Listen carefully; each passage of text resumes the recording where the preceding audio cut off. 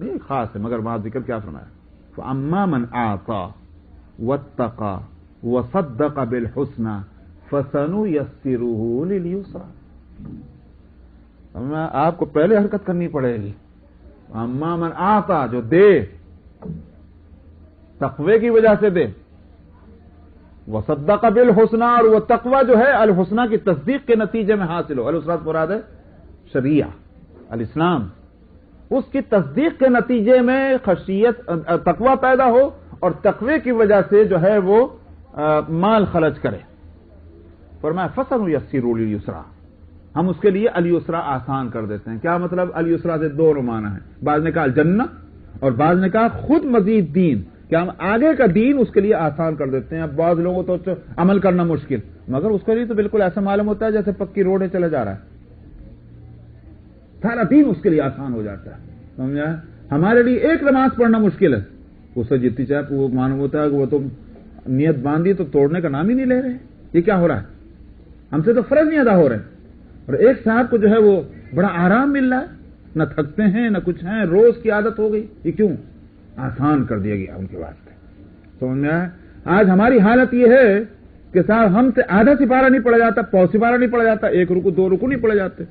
بعض لوگ آخر اسی زمین پر اور اسی آسمان کے نیچے آج بھی وہ ہیں کہ روزانہ 10 سپارے پڑھنے کا معمول ہے، 12 سپارے پڑھنے کا معمول ہے۔ گزر چکے ہیں جو ایک ایک سپارہ، ایک ایک قرآن شریف پڑھا کرتے تھے، لیکن اب بھی موجود ہیں۔ تو ہمارے لیے تو ایک پاؤ سپارہ پڑھنا مشکل، اور ان کے لیے 10 کم آسان۔ ایک صاحب سے ملاقات ہوئی، وہ صبح سے لے کر وہ تھے مسجد میں۔ ارے بھائی آج کہیں کو مسجد میں اتنے؟ کہنے کہ وہ 2-3 روز جو بڑے کام رہے، میرا معمول چھوٹ گیا، وہ 2 دن میں نے قرآن شریف نہیں پڑھا، تو آج میں نے کہا کہ آج قرآن شریف ختم کر کے اٹھو۔ ارے بندے خدا کے، سمجھا؟ بس ظہر کی نماز کو گئے تھے اور عشاء تک قرآن شریف ختم کر کے مسجد سے نہ اٹھائے۔ میں 2 دن سے میرے 10 سپاروں کا معمول ختم ہو گیا ہے۔ آسان؟ میں سوچتا ہوں کتنا مشکل ہے۔ سمجھا؟ ہم نے کہا کہ کون سا میرے جیسا ہوتا تو میں کہتا کون سا فرض ہے میاں، چھوٹ گیا، چھوٹ جانے تھا، چلو پھر پڑھ لیں گے۔ میں تعویل یہ کروں گا، لیکن اللہ کے نیک بندے جو ہیں ان کی طبیعت تعویل نہیں کرتی، وہ جن چیزوں کی قضا نہیں ان کی بھی قضا کرنا چاہتے ہیں۔ فَسَنُيَسِّرُهُ لِلْيُسْرَى۔ تو آدمی جب اپنے آپ کو اس راستے پر ڈالے گا، اللہ میاں اس کے لیے آسانی مرحمت فرمائیں گے۔ تو یہاں اس میں کہہ رہا تھا کہ ہم لوگوں کی یہی ہے کہ صاحب، ہاں میں لطیفہ سنا رہا تھا کہ ایک لالا جی تھے، شاید میں نے پہلے بھی سنا ہوگا، لالا جی تھے، تو وہ ان کو کہیں دکان تھی ان کی گروسری کی، پرچون کی، جس میں وہ چاول، چنے، دال، یہ وہ سب بیچا کرتے تھے، وہ ٹوکرے میں تھیلوں میں رکھے۔ ایک روز ان کو کہیں باہر جانا پڑا، تو باہر جانا ہوا تو اب یہ ہے کہ بھئی دکان تو کھلنی چاہیے، سمجھا؟ اس واسطے کہ ویسے بھی دکان واقعی کھلنی چاہیے، اور لالا جی کا تو دین ہی چونکہ وہ لکشمی پوجا ہے، تو اب وہ تو جو ہے دکان کیسے بند ہو جائے، تو دکان تو کھلنی ہے۔ مگر فکر یہ کہ دکان کھلے گی تو بچہ جو ہے بیٹا، ابھی اسے تجربہ نہیں ہے دکان سنبھالنے کا، تو کیا اور جانا ضروری ہے، بہت ہی مجبوری تھی۔ تو خیر اب فیصلہ یہ ہوا کہ دکان بھی کھلنی ہے، اور بیٹا ہی بیٹھے گا، تو بیٹے کو سمجھا کر کے بیٹا دیکھو اچھی طرح سے ذرا سب چیزوں کا خیال کرنا اور ساری چیزوں کی دیکھ ریکھ کرنا، اور میں بس 1 دن کے واسطے جا رہا ہوں، میں آ جاؤں گا۔ چنانچہ چلے گئے، آئے دکان کھولی، دوسرے دن تو دیکھا کہ چنے جس ٹوکرے میں رکھے ہوئے تھے وہ ٹوکرا خالی۔ پوچھا یہ چنے کہاں چلے گئے؟ وہ کیا بک گئے؟ انہوں نے کہا نہیں جی بکے نہیں۔ پھر کہاں گئے؟ اجی وہ بجار آیا تھا وہ کھا گیا۔ بجار جانتے ہیں؟ او ہو وہ بیل جو مندر کے نام پہ چھوڑ دیا جاتا ہے، وہ بجار آیا تھا وہ کھا گیا۔ انہوں نے کہا تو کہاں تھا پھر؟ کہ میں تو دکان پہ بیٹھا تھا، اور تو دکان پہ موجود تھا تو کیسے کھا گیا؟ کہ میں نے اس سے کہا ضرور کہ بھائی مت کھا، مگر وہ نہیں گیا۔ ارے تو ایسے کیسے جاتا ہے؟ تجھے مارنا تھا نہیں اس کو؟ کہنے کہ بابا جی میں کیسے مارتا، میں آپ کے ساتھ شام کو میں مندر جاتا ہوں، وہاں ایک روز پنڈت جی نے کہا تھا گو کی رکشا کرنا، تو میں نے تو گو کی رکشا کرنا تو ماروں کیسے اس کو؟ مجھ کو رکشا کرنی تھی، میں نے اس سے کہا تو چلا جا، وہ نہیں گیا، میں بیٹھ گیا، میں مار تو نہیں سکتا تھا۔ تو لالا نے کہا بے وقوف ہے تو، تو بہت بے وقوف ہے. تو نے ایک بات تو سنی پنڈت جی کی, تو نے یہ نہیں دیکھا کہ میں جب وہاں سے اٹھا کرتا تھا ان کا بھاشن سننے کے بعد تو میں اپنے کپڑے جھاڑتا تھا کیا نہیں؟ ہاں تو دیکھا کیا کرتا تھا میں یہ اس لیے جھاڑتا تھا جو میں نے سنا یہیں چھوڑ دو اور میں جا رہا ہوں. سمجھے نہیں آپ؟ آج ہماری حالت یہی ہے, بالکل یہی ہے. یہاں سے اٹھے اور یہیں چھوڑ کے چلے گئے, اس کے بعد پھر اگلے ہفتے آئیں گے, پھر نئی بات چلے گی, پھر اس کو یہیں چھوڑ کے چلے جائیں گے. تو جیسے پہلے دن تھے آج سے 10 سال پہلے, ویسے ہی آج بھی ختم شد. یہ ہے صورت حال. اس لیے کہ اور کیوں اس میں بتاؤں آپ کو, میں اس بات کا اقرار کرتا ہوں, جو لوگ مجھ سے متعلق ہیں میں ان کے تعلق سے میں اقرار کرتا ہوں, اس میں قصور میرا ہے. ہو نہیں سکتا کہ میرے اندر رنگ اچھا ہوتا تو نہ پڑتا. میں خود بے رنگ تو دوسرے پاس رنگ کہاں سے آئے گا؟ سمجھ میں آیا؟ اصل بات وہی ہے, از دل خیزت بر دل می ریزت. دل سے نکلتی ہے تو دل پہ اثر کرتی ہے. دونوں طرف صلاحیت ہونی چاہیے, یہ درست ہے. میں یہ بات میں صاف کر دوں ورنہ شبہ ہوگا کہ صاحب کیا ابو جہل پہ اثر نہیں ہوا تو نبی کریم صلی اللہ علیہ وسلم کا کوئی قصور تو نہیں. دونوں طرف اثر ہونا چاہیے. صلاحیت اثر ڈالنے کی اثر ڈالنے والے ہونی چاہیے, اور صلاحیت اثر قبول کرنے کی اثر قبول کرنے والوں میں ہونی چاہیے. تو اس واسطے اب اگر دونوں میں قصوروار ہوں تو پھر بتائیے کیا ہو. آج ہم ان لوگوں کی حالت یہی ہو رہی ہے, ہم دونوں قصوروار ہیں, اللہ معاف کرے. تو فرمایا کہ انما یخشی اللہ من عبادہ العلماء, بلا شبہ اللہ سے اس کے بندے علم والے اور علماء ہی ڈرتے ہیں. یہی ڈرتے ہیں کہ مطلب کیا ہے؟ یہ نہیں ہے کہ جو علماء نہ ہوں وہ نہیں ڈر سکتے, یہ مراد نہیں. مراد یہ ہے کہ علماء کی صفت یہ ہے کہ وہ اللہ سے ڈریں. معلوم ہوا کہ کسی عالم کے بحیثیت عالم کے پہچان کی صورت بھی یہی. سمجھا؟ غیر عالم بھی ڈر سکتا ہے, جس کو عالم نہ کہیے, لیکن عالم کو ڈرنا چاہیے. جو عالم ڈر نہیں رہا ہے اس کو عالم بھی نہیں کہا جانا چاہیے. اس لیے کہ پھر کیا فائدہ ہوا اس کے عالم ہونے کا کہ اگر اس کے اندر خشیت نہیں پیدا ہوئی. تو معلوم ہوا کہ عالم کی صفت جو ہے وہ ڈرنا ہے. یہ اس آیت سے مفسرین نے مطلب نکالا ہے. ان اللہ عزیز غفور, بلا شبہ اللہ عزیز ہیں اور غفور ہیں, جو فیصلہ کریں اس پر غالب ہے, اور جو خطائیں ہو جائیں اس کے باوجود اس کو معاف فرمانے والے ہیں. چنانچہ حدیث میں آتا ہے کہ اللہ سبحانہ و تعالی, وہ حدیث سننے کے بعد تو واقعی شرمندگی بھی ہوتی ہے, بہت شرم بھی آتی ہے, اور دل سے ایک آرزو ہوتی ہے کاش اس میں ہم بھی ہو جائیں. حدیث یہ ہے کہ اللہ سبحانہ و تعالی قیامت میں علماء کو چھانٹ لیں گے. تم آ جاؤ, نکلو وہاں سے, ادھر سے آ جاؤ, ادھر آ جاؤ, ادھر آ جاؤ. سب کو الگ کر لیں گے اور دوسروں کا حساب شروع ہو جائے گا. اب یہ جناب ان کی حالت خراب ہوگی, ہمیں الگ کیوں کیا؟ سمجھا؟ دوسروں کا حساب ہو رہا, اور حساب کا جلدی ہونا اس روز رحمت ہوگا. سمجھا؟ جتنی دیر حساب میں ہو رہی ہوگی اتنا دل جو ہے وہ ہانڈی کی طرح کھولے گا. تو علماء کو فکر ہوگی, وحشت ہوگی, دہشت ہوگی کہ اوروں کو تو حساب شروع کر دیا, ہم کو الگ کر دیا. اللہ تعالیٰ محسوس فرمائیں گے اور ان کو بلائیں گے اور کہیں گے کہ تم لوگوں کے اندر جو میں نے اپنا علم رکھا تھا, اس لیے نہیں رکھا تھا کہ میں تم کو عذاب دوں گا. سمجھا؟ میں نے اپنی رحمت کی وجہ سے اپنا علم تمہارے اندر رکھا تھا. اس واسطے میں بھی کسی چیز کی پرواہ نہیں کرتا. جاؤ سب جنت میں, ان سب کو جنت میں بھیجنے کا حکم ہوگا. یعنی میں بھی کسی چیز کی پرواہ نہیں. لا ابالی کے معنی کیا ہے؟ مطلب یہ کہ اگر چھوٹی موٹی غلطیاں ہیں بھی تو مجھے بھی اس کی کوئی پرواہ نہیں کہ میں تمہاری کیوں معاف کروں, دوسروں کی کیوں پکڑوں. جاؤ سب جنت میں. تو یہ حدیث میں آتا ہے. اس لیے فرمایا عزیز غفور. غفور کے تفسیر ہی میں مفسرین اس حدیث کو نقل کر رہے ہیں. معلوم ہوا کہ اگر صحیح علم شریعت کا کسی کو مل جائے اور اس کا اثر اس کی زندگیوں پر ظاہر ہو, یہ اللہ سبحانہ و تعالیٰ کی عظیم نعمت ہے, بڑی عظیم نعمت ہے. جس کو یہ بات حاصل ہو جائے اس کے مقابلے میں کوئی چیز نعمت ہے ہی نہیں. اسی واسطے در مختار میں علامہ حسکفی نے 5ویں جلد کتاب الحضر والاباحہ میں یہ لکھا ہے کہ اگر کسی شخص کو اللہ سبحانہ و تعالی نے علم قرآن دے دیا، اور ظاہر اس سے مراد الفاظ قرآن بھی ہیں، اس سے مراد معانی قرآن بھی ہیں، اس سے مراد مطالب قرآن پوری شریعت بھی ہے، جو بھی ہو، جس کو اللہ نے علم قرآن دیا اور اس آدمی نے اپنے اس چیز کے مقابلے میں کسی اور بات کو جو ہے اس کی قدر کرنی چاہیے کہ بھئی مثلا اللہ نے تو اس کو علم دیا تھا، کسی اور صاحب کے پاس جو ہے کپڑے بہت اچھے ہیں، کسی کے پاس بلڈنگ اچھی، کسی کے پاس کار بہت اچھی، کہنے کا ہے میرے پاس تو کچھ بھی نہیں، یہ نہ ہوتا مگر وہ مل جاتا، وہاں اس کو صاحب در مختار کہتے ہیں فقط کفرہ، اس نے کفر کیا ہے۔ کیوں؟ اللہ نے اس کو ایک نعمت دی ہے جو ساری نعمتوں سے بڑھ کر ہے، اور یہ اس کی ناقدری کر رہا ہے، تو اللہ کی نعمت کی ناقدری کفر ہے۔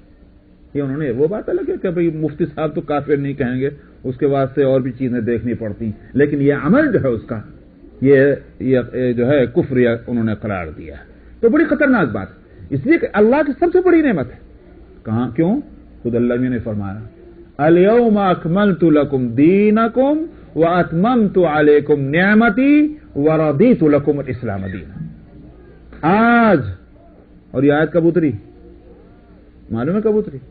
حجۃ الوداع میں، آخری حج میں، جس کے باختلاف روایت 70 یا 90 دن کے بعد نبی کریم صلی اللہ علیہ وسلم کا وصال ہوا ہے۔ 90 دن ہی ہے تو 90 دن کے بعد آپ کا وصال ہوا ہے، 90 دن پہلے یہ آیت اتری ہے، اور اسی بات سے بعض حضرات کہتے ہیں کہ اس کے بعد تو بس وہ سورہ بقرہ کی ایک آیت اتری، اور بات تو یہ کہہ رہے ہیں کہ بس اس کے بعد وحی کا سلسلہ ہی ختم ہو گیا تھا۔ تو یہ آیت اتری الیوم، آج میں نے اپنا دین، تمہارا دین مکمل کر دیا، اکملت لکم دینکم، تمہارا دین تمہارے واسطے پورا کر دیا، واتممت علیکم نعمتی، اور میں نے اپنی نعمتوں کا سلسلہ بھی پورا کر دیا، نعمتوں کا سلسلہ بھی آج پورا کر دیا، ورضیت لکم الاسلام دینا، اور دین کی حیثیت سے میں نے اسلام کو تمہارے لیے پسند کر لیا، پسندیدہ ہے یہ مطلب۔ تو نعمتوں کے پورا کرنے کے معنی کیا ہے؟ جب سے دنیا بنی ہے اور جب سے انسان اس دنیا میں اس نے پیر رکھا ہے، نعمتوں کا سلسلہ اللہ میاں کا چلا ہے، یا تو پوری نوع انسانی کے لحاظ سے اور یا ایک فرد کے لحاظ سے بھی دیکھ لیجیے، ماں کے پیٹ سے نکلے تو نعمتوں کا سلسلہ شروع ہوتا ہے، وہاں سے لیجیے آدم علیہ السلام کے وقت نعمتیں نعمتیں نعمتیں نعمتیں سب چلی آ رہی ہیں، اس میں انسان کی اپنی ذات کے تعلق سے کچھ نعمتیں چھوٹی ہیں، کچھ بڑی ہیں، جیسا اس کو فائدہ ہو رہا ویسی نعمت، لیکن کوئی نہ کوئی سلسلہ ہونا چاہیے لیول بائی لیول اللہ کی طرف سے۔ تو قرآن کا نزول جو ہے یہ آخری نعمت ہے اللہ کی طرف سے، اب اس کے ایکول یا اس سے بڑھ کر کوئی نعمت اللہ کی طرف سے آنے والی نہیں، جو اب تک آتی رہی بس وہی سلسلہ رہے گا، لیکن کوئی درجے کے اعتبار سے کوئی اس کے برابر یا اس سے اوپر کوئی نعمت ہو وہ اب آنے والی نہیں، بس یہ آخری ہے، یہ ہے اتمام نعمت کے معنی۔ تو کھانا پینا، بچے، بیوی، بلڈنگ، کار، بینک بیلنس، یہ تو آدم علیہ السلام کے وقت سے سلسلہ چلا رہا ہے، ہر امت کو، ہر کمیونٹی کو، ہر فرد کو اللہ نے یہ نعمتیں دی ہیں، لیکن یہ قرآن تو آپ ہی کو ملا اور کسی کو نہیں ملا۔ جو دماغ میں میری باتیں رکھیے گا، کیونکہ آگے کی آیت جو آ رہی ہے وہ بس اس کے بعد اس کا آنا سمجھ میں آئے گا، وہ آیت کیوں آئی آگے تو فوراً سمجھ میں آ جائے گا کہ آیت اس واسطے آگے وہ یہ آ رہی ہے، یہ جو قرآن یہ جو دیا گیا ہے یہ عظیم الشان نعمت ہے اور یہ آپ کو دی گئی ہے۔ اب آپ کیسے ہیں کہ صاحب اس نعمت کی ناقدری کر کے، اور وہ نعمتیں جو یہودیوں کو بھی ملی، جو عیسائیوں کو بھی ملی، جو داؤد علیہ السلام کی امت کو ملی، ابراہیم علیہ السلام کی امت کو ملی، اور ہندوستان کے ہندوؤں کو ملی، ان نعمتوں کو تم اعلیٰ درجے کی سمجھو، اور جو نعمت صرف تم کو ملی اور کسی کو نہیں ملی تم اس کی ناقدری کرو، یہ کہاں کی عقل مندی ہوگی؟ آئی بات سمجھ میں نہیں؟ اب آگے پڑھیں، اس لیے فرمایا ان الذین یتلون کتاب اللہ، جو لوگ بلا شبہ جو لوگ کتاب اللہ کی تلاوت کرتے ہیں، وَأَقَامُوا الصَّلَاةَ، اور اس کتاب کے جو تلاوت کا حق کس طرح ادا کرتے ہیں؟ پھر عمل کرتے ہوئے نماز قائم کرتے ہیں، وَأَنفَقُوا مِمَّا رَزَقْنَاهُمْ، اور ہم نے جو کچھ ان کو دیا اس میں سے کھلے اور چھپے خرچ کرتے ہیں. کھلے اور چھپے یہ اس لیے بتلا دیا کہ یہ ہر کام ایک ہی طرح کرنا ہر حالت میں افضل ہو یہ کوئی ضروری نہیں ہے. سمجھ میں آئے؟ کوئی ضروری نہیں ہے. دیکھنا یہ ہے کہ نفع نقصان کہیں میں ہے. مثلا اگر کوئی کام کرنے میں ریا کا اور دکھلاوے کا خطرہ ہے، شو، تو پھر اچھی بات کیا ہوگی؟ اس طرح کرو کسی کو پتہ ہی نہ چلے.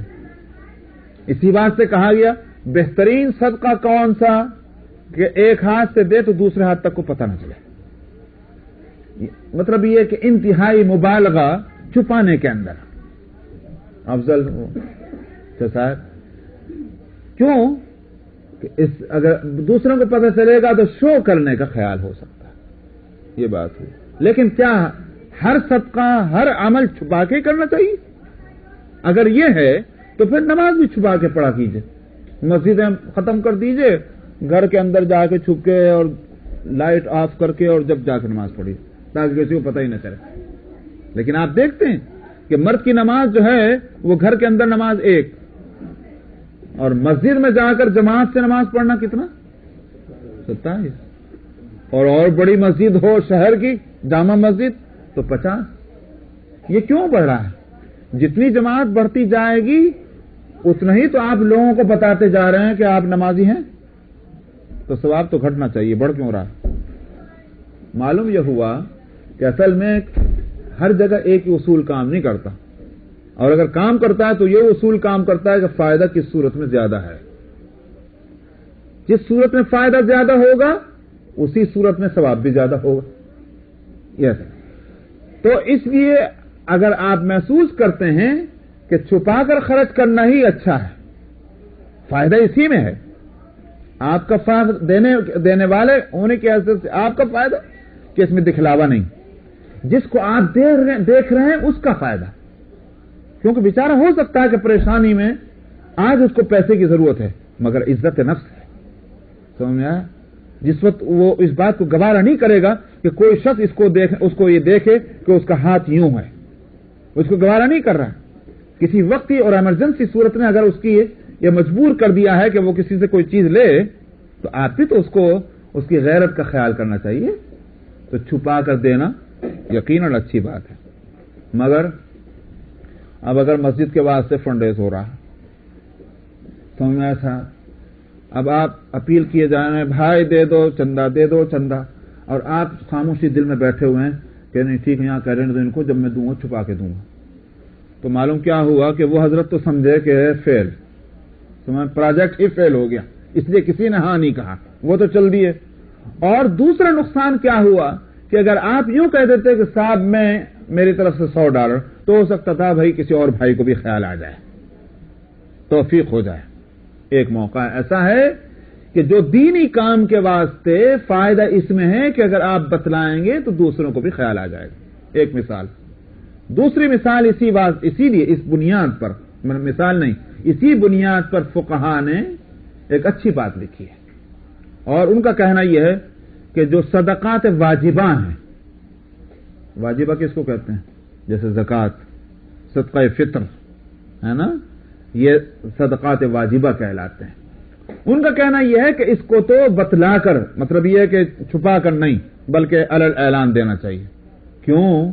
اس واسطے کہ اس کا اثر یہ پڑے گا کہ آپ زکوٰۃ دیں گے تو جس کسی اور آدمی پر زکوٰۃ واجب ہے اس کو توفیق ہوگی، وہ بھی زکوٰۃ دے دے گا، اور جب فرض ادا کرے گا تو گناہ سے بچے گا. تو آپ کا بتلا کر دینا، دکھلا کر دینا ایک دوسرے آدمی کو گناہ سے بچانے کا ذریعہ بن رہا ہے.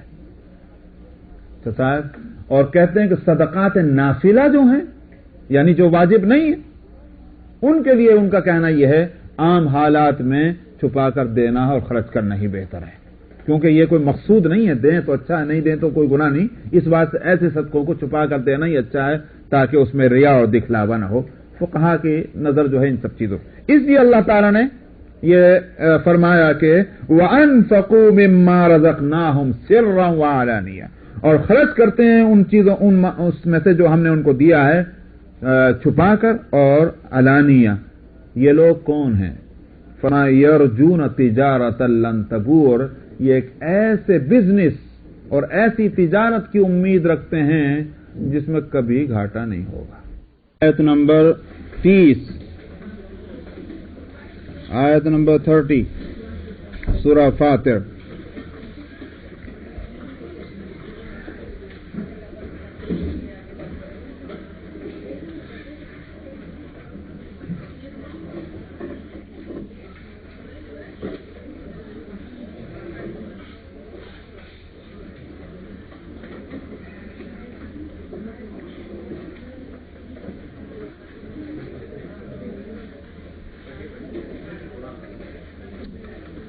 اعوذ باللہ من الشیطان الرجیم، بسم اللہ الرحمن الرحیم۔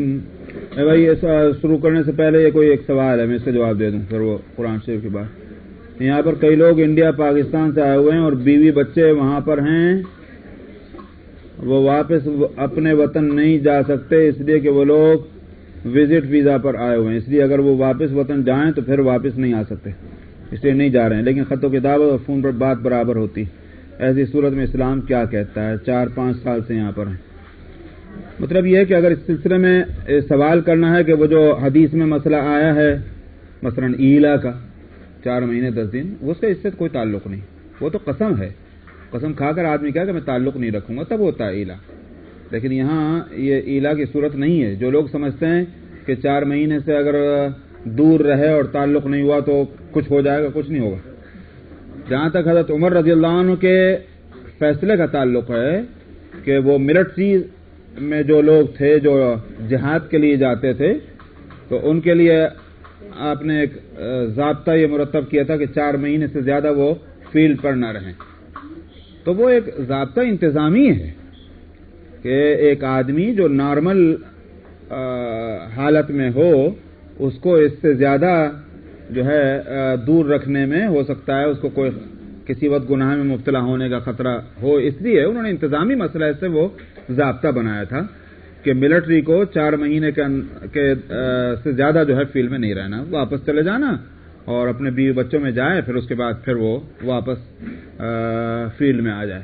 تو حضرت عمر کے ضابطہ جو تھا وہ انتظامی تھا، لیکن شریعت کے لحاظ سے اگر کسی وجہ سے کوئی شخص اپنی بیوی سے دور رہے تو اس سے کوئی تعلقات پر شریعت بے وجہ کوئی اثر مرتب نہیں کرتی کہ صاحب تم دونوں تو خوش مگر ہم ناخوش، کیوں بھائی خرید کہاں کو ناخوش ہوگی، تو اس واسطے کوئی اس پر حکم نہیں آتا۔ اگر اس میں جو مجبوریاں ہیں ان کے سامنے جو بھی مجبوریاں اور اس مجبوری سے اتفاق کرتے ہیں بیوی بچے تو پھر شریعت اس میں بیچ میں نہیں آتی۔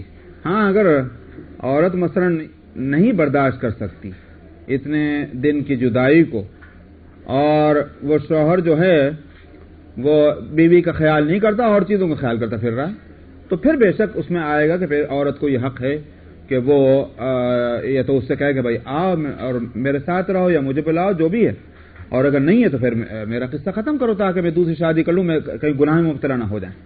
تو وہ ایک مسئلہ پھر الگ ہے، اس کی کارروائی ہوگی، طلاق کا مطالبے کا حق ہے، اور اگر وہ نہیں دیتا اور واقعتاً وہ عورت جو ہے اس کے حقوق اس سے متاثر ہو رہے، گناہ میں مبتلا ہونے کا پورا خطرہ ہے، وہ طلاق بھی نہیں دے رہا ہے، اپنے ساتھ رکھنے کی بھی صورت نہیں ہے، تو وہ کورٹ میں جا سکتی ہے۔ تو وہ ساری چیزیں ہیں، لیکن اگر ایسا نہیں ہے، رضامندی ہے باہمی اور اس کی وجہ سے رہ رہے ہیں، اس پہ کوئی اثر نکاح پر اور تعلقات پر نہیں پڑتا۔ یہ تو وہ سوال کا جواب۔ اب میرے سوال کا جواب بھی تو دینا نہیں، سمجھا؟ میرا سوال جو ہے وہ ہے 21 تاریخ کو جو ڈنر ہونے جا رہا ہے، اور مجھے معلوم ہوا کہ الحمدللہ عطیہ بہن اور سریہ بہن ان کے تو اچھی دکانداری چل رہی ہے، اچھے سیل ہو رہے ہیں، مگر یہ کہ اوروں کا نہیں پتہ چلا ابھی مجھے۔ میں نے رات شہاب صاحب سے پوچھا تھا کہ بھئی کیا رپورٹ ہے، تو اس واسطے جو ہے اب وقت بہت تھوڑا رہ گیا، میرے خیال سے اب زیادہ سستی جو ہے وہ میرے خیال سے اس کو جرم کہا جانا چاہیے، اب سستی جرم ہو جائے گی، لہذا آپ ایکٹیو ہو جائیے اور جن لوگوں کے پاس ٹکٹ رکھے ہوئے ہیں ان کو زیادہ سیل کریں۔ یہ ذہن میں رہے بات کہ پہلے تو فیملی ٹکٹ تھے، 100 بھی بک گیا تو سمجھے کہ بھئی 500 آ جائیں گے، یہ 300 آ جائیں گے، اب تو جتنے ٹکٹ بکیں گے اتنے ہی لوگ آئیں گے، اس لیے کہ انڈیویجول ٹکٹ ہے نا بھائی، ہے کہ نہیں؟ تو جتنے ٹکٹ بیچیں گے اتنے آدمی آ رہے ہیں. بچوں کو تو کاؤنٹ کیجیے گا نہ کیجیے 8 سال سے نیچے کے. تو لیکن یہ کہ اس لیے زیادہ بکنے ہیں. وہ پچھلی دفعہ کی طرح سے کہ ہم نے کہا بھائی فلاں نے 10 بیچ دیے اور فلاں نے 15 بیچ دیے، اس سے کام اب چلنے والا نہیں ہے. تو جس نے 15 بیچے تو اب کو 50 بیچنے ہیں، اور جس نے 50 بیچے تو اس کو 200 بیچنے پڑیں گے. یہ بات بھائی آپ لوگوں نے خود ہی فیصلہ کیا تو اس کو نبھائیے. ایسا نہ ہو کہ جناب وہ سعودی عرب کے ایک موقر مہمان آئیں اور آنے کے بعد معلوم ہوا کہ وہاں 200 ہی آدمی بیٹھے ہوئے ہیں، تو بڑی بد پٹ جائے گی مدرسے کے بھی، شکاگو والوں کی بھی. تو اس بات سے بہت غالباً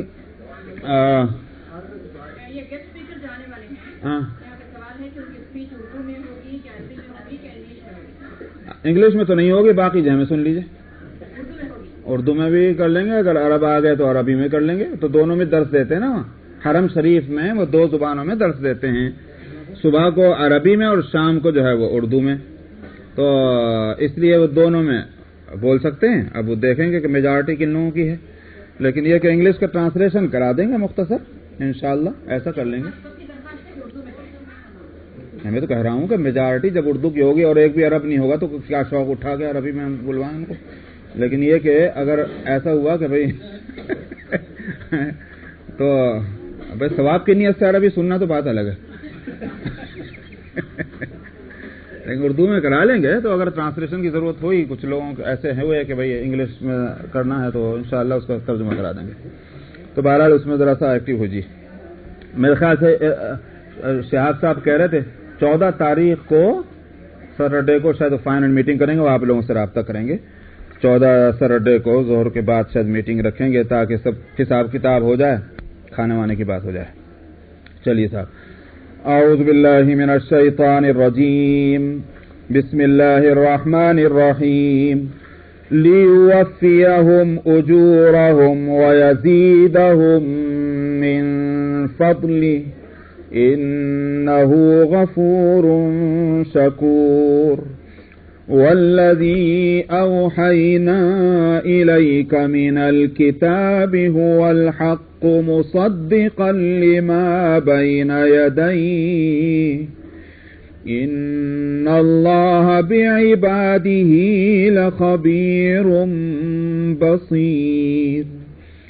ثم أورثنا الكتاب الذين اصطفينا من عبادنا فمنهم ظالم لنفسه ومنهم مقتصد ومنهم سابق بالخيرات بإذن الله ذلك هو الفضل الكبير. جنات عدن يدخلونها يحلون فيها من أساور من ذهب ولؤلؤا ولباسهم فيها حرير.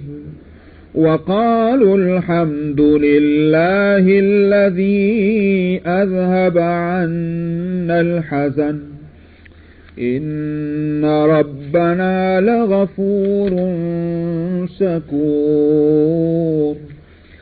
الذي أحلنا دار المقامة من فضله لا يمسنا فيها نصب ولا يمسنا فيها لغوب.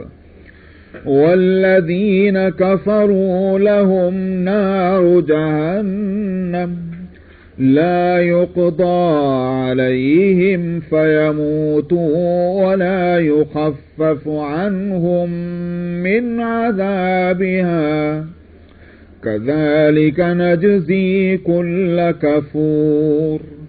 وهم يصطرخون فيها ربنا أخرجنا نعمل صالحا غير الذي كنا نعمل أولم نعمركم ما يتذكر فيه من تذكر وجاءكم النذير فذوقوا فما للظالمين من نصير إن الله عالم غيب السماوات والأرض إنه عليم بذات الصدور هو الذي جعلكم خلائف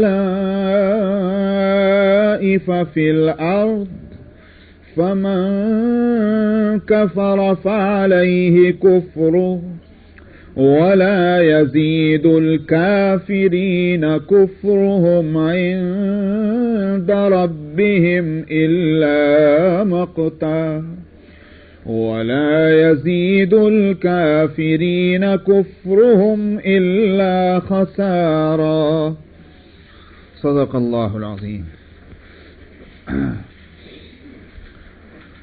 اس کا تعلق پچھلی آیت سے ہے، آیت نمبر 30 کا آیت نمبر 29 جو آیت گزر چکی ہے، اور میں نے بتلایا تھا کہ اس کا تعلق پچھلے ہفتے بتایا تھا وہ 28ویں آیت سے جڑی ہوئی ہے. لوگوں کے اندر اسی طرح فرق ہے جس طرح دنیا کی اور چیزوں میں فرق ہے. درخت برابر نہیں ہے، پتھر بھی برابر نہیں ہے، ہر پہاڑ کا رنگ الگ ہے اور ہر درخت کے پھل اور پھول مختلف ہیں. تو جب یہ کہنے کو وہ ہر ایک درخت ہی کہلائے گا، کہنے کو ہر ایک پتھر ہی کہلائے گا، مگر ان کے رنگوں میں اور ان کے سائز میں اور یا ان کے خاصیتوں میں اگر فرق ہے تو اسی طرح لوگوں کے اندر بھی فرق ہے.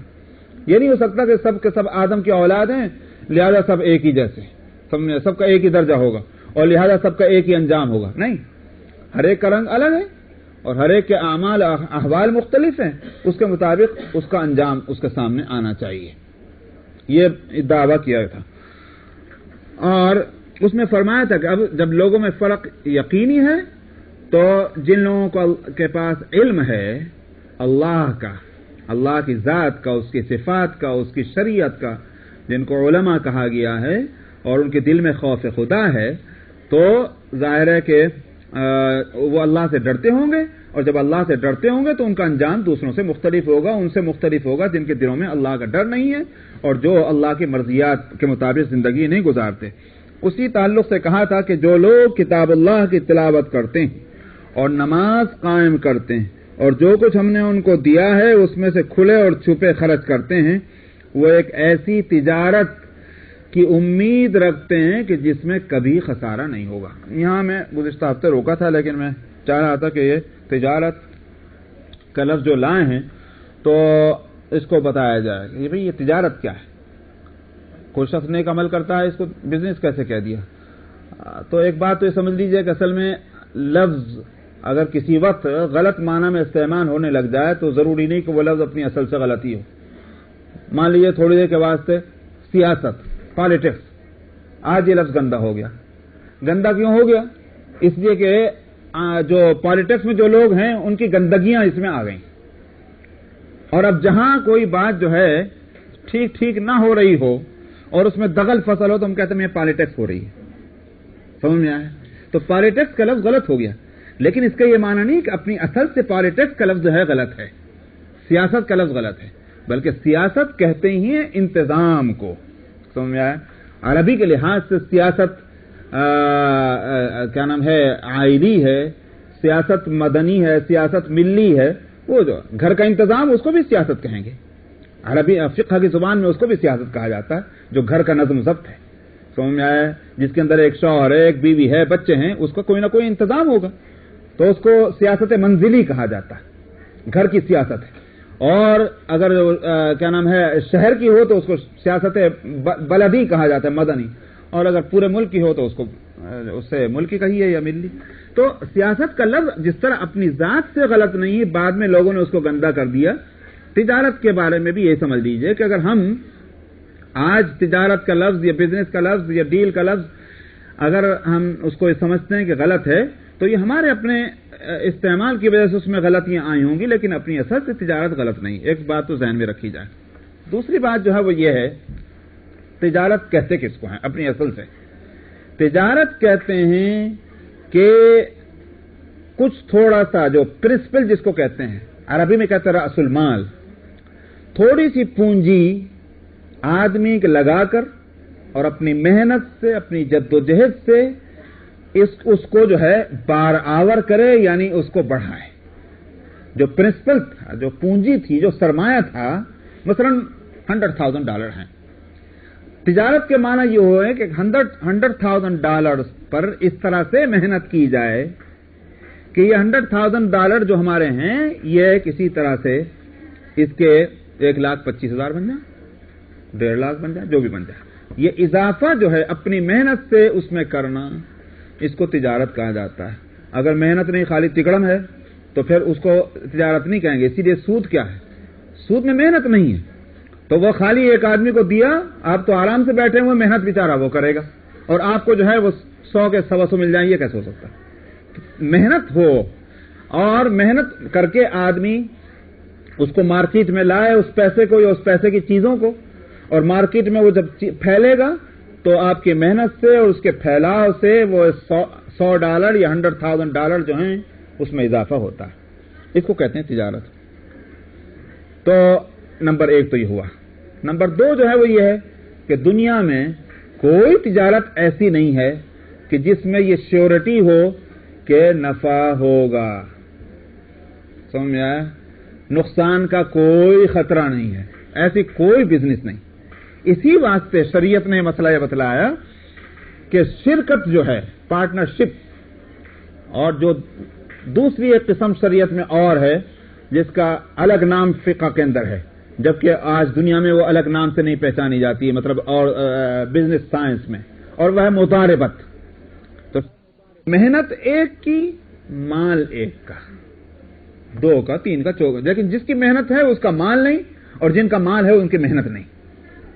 تو آج کی زبان میں تو اس کو بھی پارٹنرشپ کہتے ہیں، لیکن شریعت نے اس کو مضاربت کی صورت نام دیا ہے. تو اس میں کیا ہے؟ جو شرط ہونی چاہیے وہ یہ کہ نفع اور نقصان دونوں میں تمام پارٹنر شریک ہیں، چاہے وہ شرکت والی صورت ہو یا مضاربت والی صورت ہو. یہ نہیں ہو سکتا کہ صاحب یہ کہا جائے کہ نفع ہوگا تو برابر تقسیم ہوگا یا اس حساب سے تقسیم ہوگا، لیکن اگر نقصان ہے تو ہم نقصان میں شریک نہیں. یہ صورت ناجائز ہے. کیوں؟ اس واسطے کہ بھئی کوئی کاروبار دنیا میں ایسا نہیں ہے کہ جس میں نفع یقینی ہو. جیسے نفع متوقع ہے، اسی طرح سے نقصان کی بھی توقع ہے.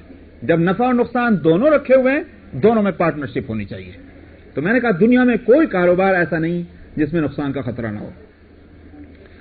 اب ان باتوں کو ذہن میں رکھ کر کے اب اللہ سبحانہ و تعالی نے جو فرمایا وہ یہ کہ یہ ایک تجارت کی امید رکھتے ہیں کہ جس میں قطعاً خسارہ نہیں، جس میں قطعاً نقصان نہیں.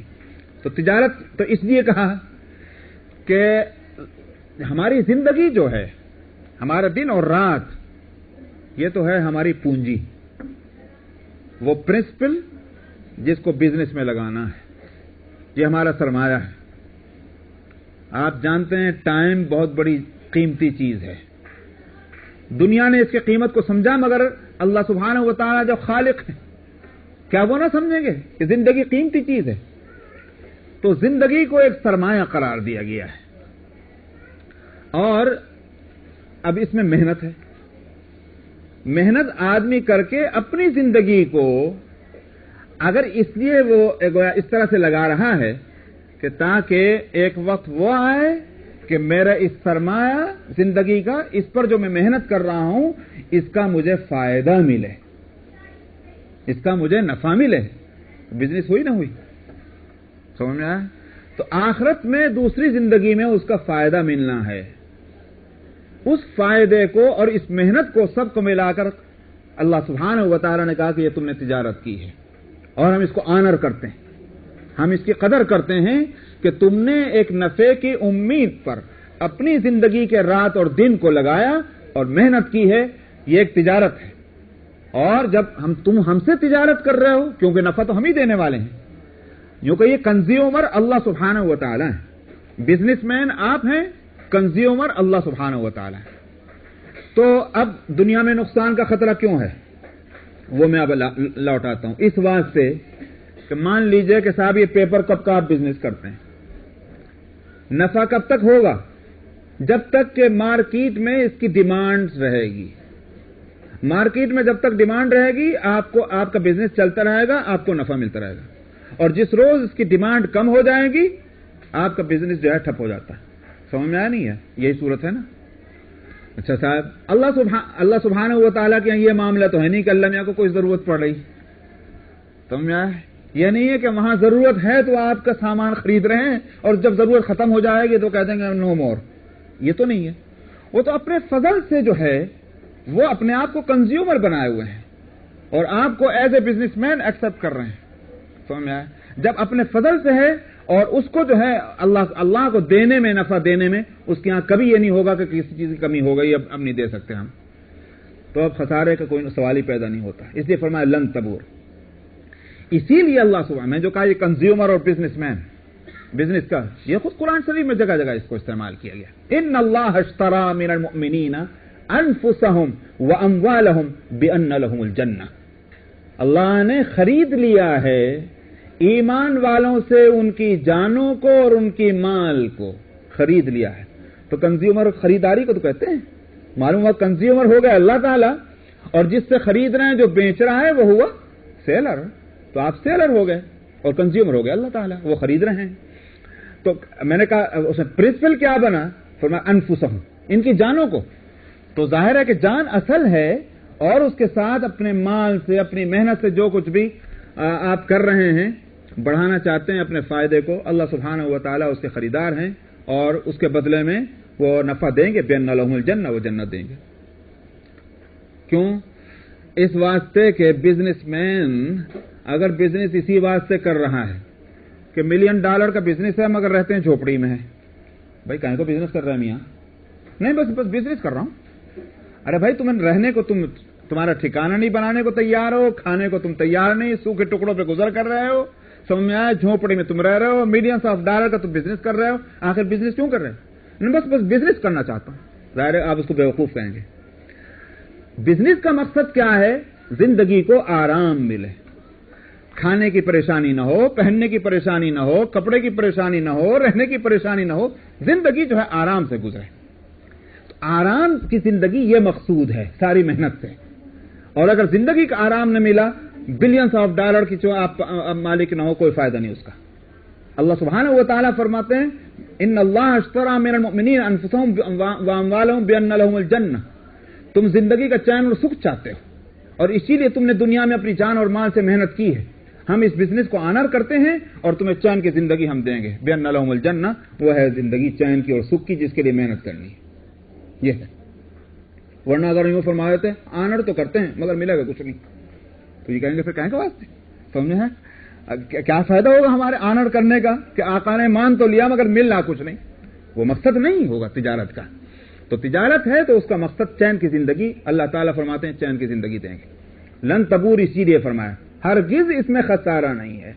तो दुनिया में जो कारोबार करोगे वहां खसारे का खतरा है। अल्लाह मियां से जो कारोबार करोगे उसमें कोई खसारा नहीं, नफा ही नफा है, नुकसान का कोई सवाल पैदा नहीं होता। इसलिए इसी बिजनेस की तरफ ज्यादा तवज्जो होनी चाहिए। फरमाते हैं खसारा नहीं होने की वजह क्या है? लियुवफ्फियहुम उजूरहुम, जो उनकी मेहनतें हैं उसका बदला तो पूरा पूरा मिल जाए। ये लो मियां, जो तुम्हारा हक है ये तो तुम्हारा हक हुआ। अच्छा साहब, हक मिल गया और क्या चाहिए? एग्रीमेंट क्या है? मसलन यह है बेचने वाला, यह है खरीदार। बेचने वाले ने कहा कि मैं चीज जो है मैं मसलन $1 में बेचता हूं। खरीदार कहता है मैंने खरीद लिया, वो $1 निकाल के देता है। हो गई बात पूरी? समझ में आया? खरीदार $1 देने के साथ और $1 और बढ़ा के देता है, कहने लगे मेरी तरफ से आपका लिए हदिया है। अब क्या कहेंगे आप? समझ में आया? भाई ये तो बड़ा जबरदस्त कारोबार हुआ। समझ में आया? आपने जो है 10 सेंट की चीज $1 में बेची, बेचने वाले ने खरीदने को तैयार हुआ, $1 भी दे दिया, ऊपर से $1 और दे दिया। اللہ تعالیٰ فرماتے لی وفیہم اجورہم، جو طے ہے وہ بھی ملے گا، ویزیدہم من فضلی، اور اپنے طرف سے اضافہ کر کے بھی اپنے فضل سے دیں گے۔ تو اب نقصان کہاں؟ نقصان تو پہلے نہیں تھا، اگر پورا بھی مل جاتا اس میں نقصان نہیں تھا، مزید فضل ملے گا تو اس کا مطلب کیا ہوا کہ وہ